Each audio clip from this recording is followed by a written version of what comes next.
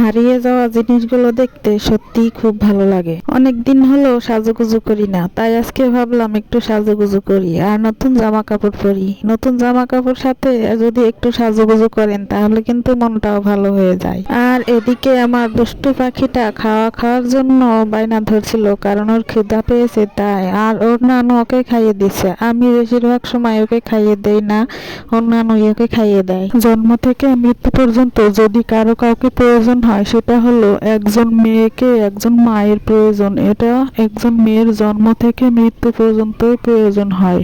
আর আপনারা আমার এই অগোছালো ঘর দেখে আবার ভাববেন না যে আমি সবকিছু গুছিয়ে গাছিয়ে রাখি না। আমি কিন্তু সবকিছু গুছিয়েই রাখি, কিন্তু যে ঘরে ছোট ছোট 3জন বাচ্চা থাকে, দুষ্টু বাচ্চারা, সেই ঘর কিন্তু অত সহজেই গোছানো থাকে না।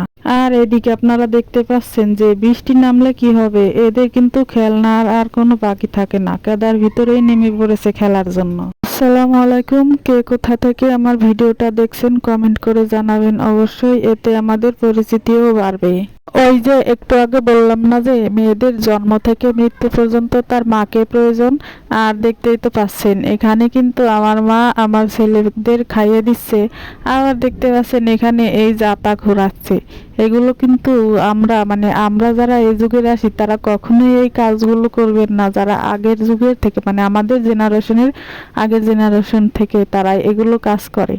আর এই আমাদের বাড়িতে যত মাছ ধোয়া হোক, যত যা কিছুই হোক, আমি কিন্তু এগুলো করি না, কারণ আমার মাই এসব করে। আর এই যে এখানে এই যন্ত্রটা দেখতে পাচ্ছেন, আপনাদের কার অঞ্চলে কি নামে এই যন্ত্রকে ডাকেন কমেন্ট করে জানান। আমাদের অঞ্চলে কিন্তু এটাকে জাতা বলেই ডাকে। আর এখানে যে আপনারা এই জাতা দেখতে পাচ্ছেন, এটা কিন্তু আমার শাশুড়ির। আমার কিন্তু শ্বশুর শাশুড়ি কেউই নাই, তাই এই শাশুড়ির স্মৃতি হিসাবে এটাকে রেখে দিয়েছি। মাঝে মধ্যে গ্রামের কিছু বয়স্ক লোকজন আসে এরকম ডাল ভাঙানোর জন্য। আমার যেহেতু এগুলো কাজে লাগে না, আমার সবকিছু ভাঙানোটা কিনেই আনে।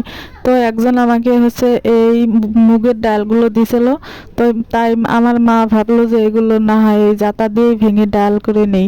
আর যেই কথা সেই কাজ, মা ভাঙতেছে আর আমি এগুলোর ভিডিও করতেছি।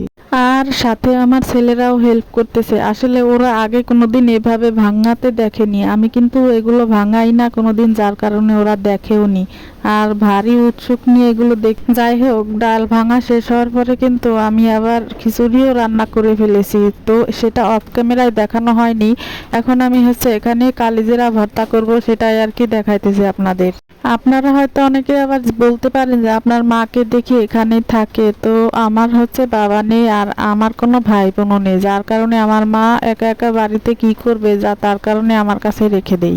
আর এখানে আমি কালো জিরা ভর্তা করতেছি। এগুলো কিন্তু খিচুড়ি দিয়ে গরম গরম খেতে খুবই মজা লাগে। আমাদের পরিবারের সবাই খিচুড়ি রান্না করলে এই ভর্তাটা বেশি পছন্দ করে। যাই হোক, আমার মা আর আমার কাছে থাকার বড় একটা কারণ হলো এখন বয়স হয়ে গেছে আর আমার মায়ের হাই প্রেশারও হয়ে গেছে, যার কারণে আমি বাইরে বেশি রাখি না, আমার কাছেই রাখি। আর এদিকে দেখতে পাচ্ছেন গরম গরম খিচুড়ি, ধোয়াটা খিচুড়ি আমি পাটায় বেটে এরকম করে কে কে খান অবশ্যই কমেন্ট করে জানাবেন। আমি কিন্তু বাটা ভর্তা করার পরে এইভাবে পাটার উপরে মেখে খাই। এই খাবারটা খুবই মজাদার। তো সবাই পাশে থাকবেন, ধন্যবাদ।